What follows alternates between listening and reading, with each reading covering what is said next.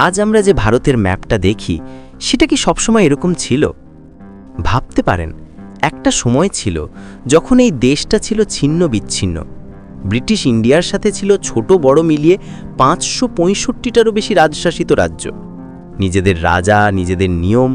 তাহলে কে এই টুকরো টুকরো আয়নাগুলোকে জুড়ে একটা বিশাল দেশ বানালেন?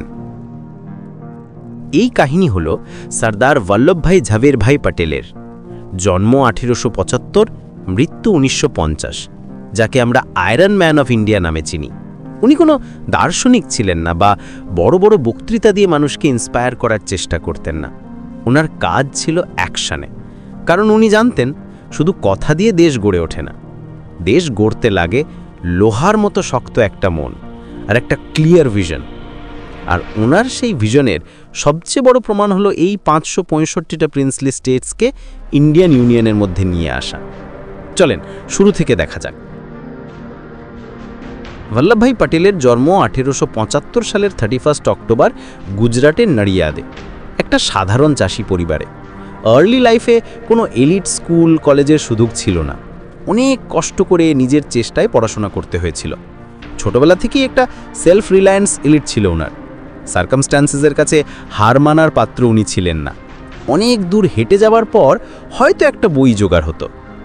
লাইফের গোল ছিল একদম ক্লিয়ার, ল। মাত্র 22 বছর বয়সে উনি ডিস্ট্রিক্ট প্রিডার্স এক্সামিনেশন পাশ করে গোধরাতে প্র্যাকটিস শুরু করলেন। খুব পরিশ্রম করে, মেটিকুলাস সিলিংস করে তিনি পয়সা জমাতে লাগলেন। কিন্তু ওনার অ্যাম্বিশন ছিল আরও অনেক বড়। 1910 সালে যখন ওনার বয়স 35, একটা কম্প্যারেটিভলি লেট এজে উনি ইংল্যান্ড গেলেন এবং লন্ডনের মিডল টেম্পল ইনে ভর্তি হলেন। ভাবুন একবার, কোনো ফর্মাল কলেজ ব্যাকগ্রাউন্ড ছিল না, কিন্তু তারপরও উনি একাডেমিক্যালিভাবে এতটাই ব্রিলিয়েন্ট ছিলেন যে 36 মান্থের কোর্স শেষ করলেন মাত্র 30 মান্থে। এবং শুধু শেষ করলেন না, ক্লাসে টপ করলেন। 1913 সালে দেশে ফিরে আহমেদাবাদে একটা হাইলি সাকসেসফুল আর লুক্রেটিভ প্র্যাকটিস শুরু করলেন।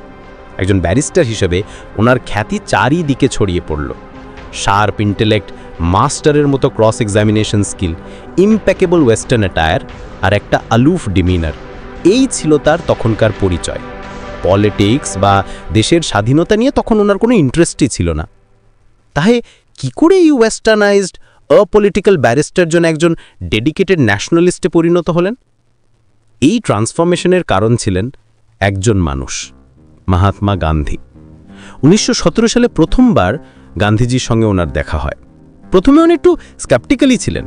গান্ধীজির ওই অ্যাসেটিক লাইফস্টাইল, স্পিরিচুয়াল পলিটিক্স, এগুলো ঠিক ওনার ধরনের ছিল না। কিন্তু খুব তাড়াতাড়ি গান্ধীজির পাবলিক সার্ভিসের প্রতি কমিটমেন্ট আর স্বরাজের জন্য ওনার ডেডিকেশন পটেলকে মুগ্ধ করে।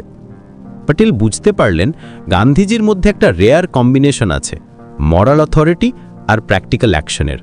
আর তারপরই বল্লভভাই পটেল ওনার চমকদার লিগ্যাল প্র্যাকটিস, আরামের জীবন সব কিছু ছেড়ে দিয়ে ন্যাশনালিস্ট মুভমেন্টে ঝাঁপিয়ে পড়লেন।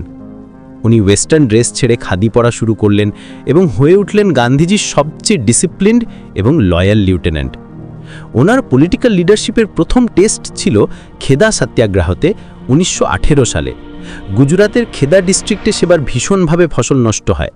আইন অনুযায়ী এরকম পরিস্থিতিতে ল্যান্ড রেভিনিউ ট্যাক্স সাসপেন্ড করার কথা, কিন্তু ব্রিটিশ অ্যাডমিনিস্ট্রেশন সেটা মানতে চাইল না। গান্ধীজি এই নন ভায়োলেন্ট প্রোটেস্টের দায়িত্ব দিলেন পটেলের হাতে। পটেল হাজার হাজার চাষিকে অর্গানাইজ করলেন, তাদেরকে ট্যাক্স না দেওয়ার জন্য এনকারেজ করলেন, যদিও সরকার তাদের সম্পত্তি জব্দ করছিল, অ্যারেস্ট করছিল। পটেলের মেটিকুলাস প্ল্যানিং আর ফর্ম রিজলভের কাছে ব্রিটিশ সরকারকে শেষ পর্যন্ত হাত গোটাতে হলো। গরিব চাষিদের জন্য ট্যাক্স সাসপেন্ড করা হলো। কিন্তু যে ঘটনাটা ওনাকে সারা দেশের কাছে চিরদিনের জন্য একটা নতুন পরিচয় দিল, সেটা হলো বারদৌলি সত্যাগ্রহ 1928। বম্বে প্রেসিডেন্সি তখন হঠাৎ করে ল্যান্ড রেভিনিউ ট্যাক্স 22% বাড়িয়ে দিল, একটা ভীষণ অন্যায় ডিসিশন।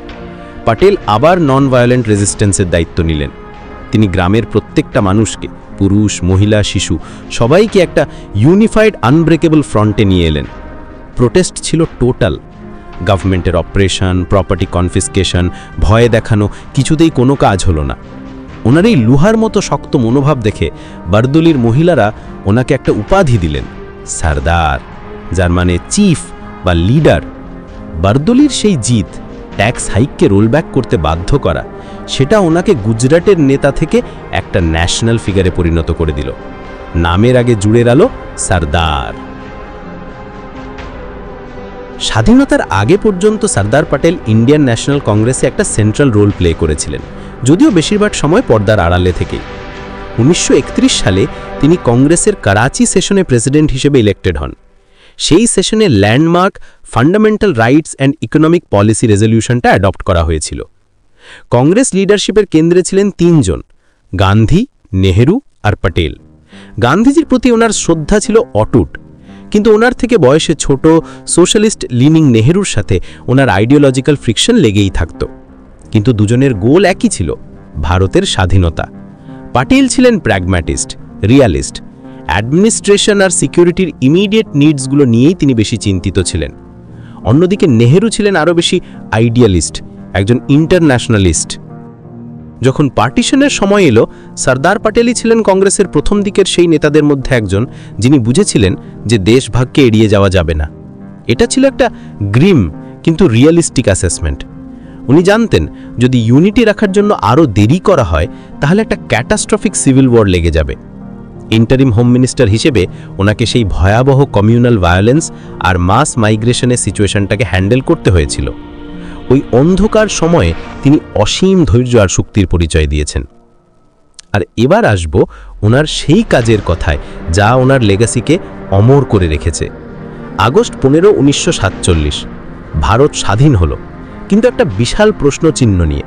কারণ তখন ইন্ডিয়া একটা সিঙ্গল এন্টিটি ছিল না, ছিল ব্রিটিশ ইন্ডিয়া আর তার সাথে ছড়িয়ে ছিটিয়ে থাকা 565টারও বেশি স্বাধীন রাজ্য। Deputy prime minister and minister of home affairs হিসেবে প্যাটেলের কাছে সবচেয়ে বড় চ্যালেঞ্জ ছিল এই রাজাদের বোঝানো, যাদের নিজেদের আর্মি ছিল, বিশাল টেরিটরি ছিল, যে তারা যেন নিজেদের সভারেনিটি ছেড়ে দিয়ে ইন্ডিয়ান ইউনিয়নে জয়েন করে। এটা একটা হারকিউলিয়ান টাস্ক ছিল। ওনার সাথে ছিলেন ভিপি মেনন, একজন ব্রিলিয়েন্ট সিভিল সার্ভেন্ট। দুজনে মিলে একটা মাল্টিপ্রংড স্ট্র্যাটেজি নিলেন।